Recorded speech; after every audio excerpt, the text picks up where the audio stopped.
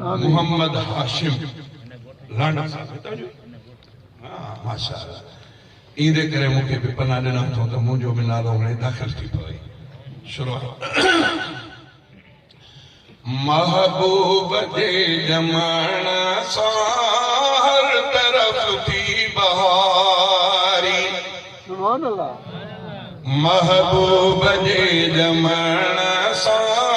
हर तरफ थी बहारी गुल फुल खुशियां में बहका ऐ मुद मथा मल्हारी महबूब जे जमाना सा हर तरफ थी बहारी महबूब जे जमाना सा हर तरफ थी बहारी गुल फुल खुशियां में बहका ऐ मुद मथा मल्हारी महबूब जे जमाना सा हर तरफ थी बहारी दुनिया सजी थी रोशन आहे थियो जालो सबई ठरी वया आयो फिरी प्यारो मलकन पढ़ियूं सलातूं मलकन पढ़ियूं सलातूं रहमत खुदा महबूब जे जमाना सा हर तरफ थी बहारी महबूब जे जमाना सा हर तरफ थी बहारी सूरत सजण जी सोहणी अखलाक में अकाबिर मोहे विधो अमुर उन दीन को बराबर सूरत सजन जी सोहणी अखलाक में अकाबिर मोहे विधो अमुर उन दीन को बराबर खातम नबी पुगोवा खातम नबी पुगोवा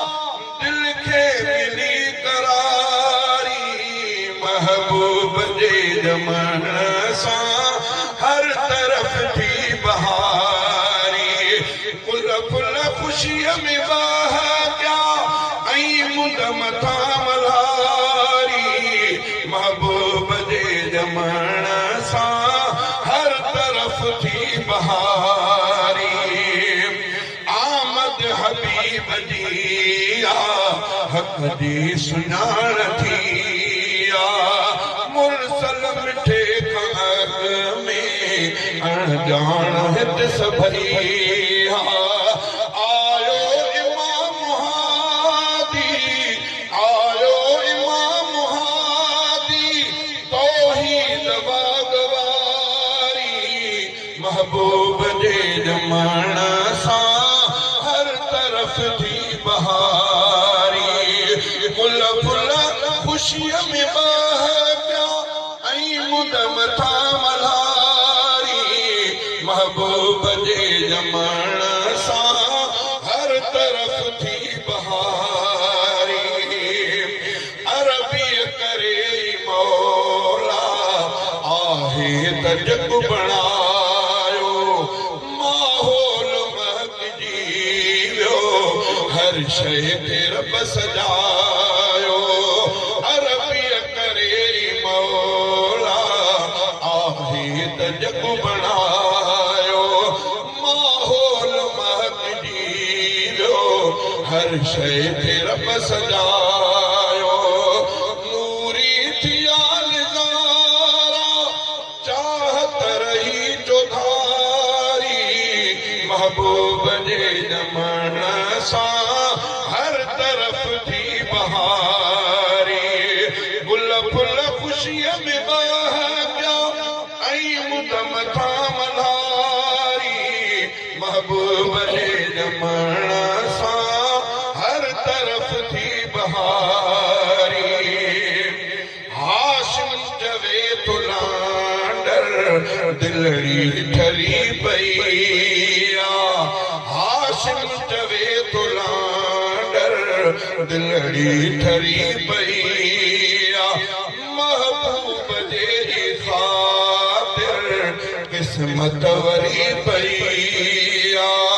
अल्लाह पाका है नेमत दी प्यारी महबूब जे जमण